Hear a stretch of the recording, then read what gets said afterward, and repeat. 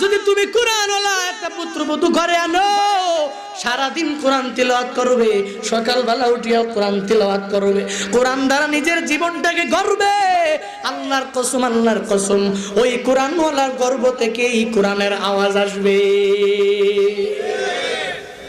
ইন্নাকা লা তাজনি মিনাশ শাউকিল ইনাবা, আরবিতে প্রবাদ আছে, ইন্নাকা লা তাজনি মিনাশ শাউকিল ইনাবা।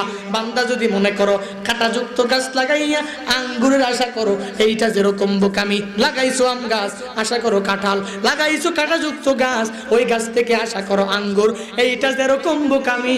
বান্দা আয়ে পাশ বিয়ে পাশ পুত্রবধূ ঘরে আনো, আমি বাধা দেই না, যেই পুত্রবধূর সাথে কোরআনের রিলেশন নাই, কোরআনের সম্পর্ক নাই, ওই পুত্রবধূ থেকে ভালো সন্তান আশা করাও বোকামি।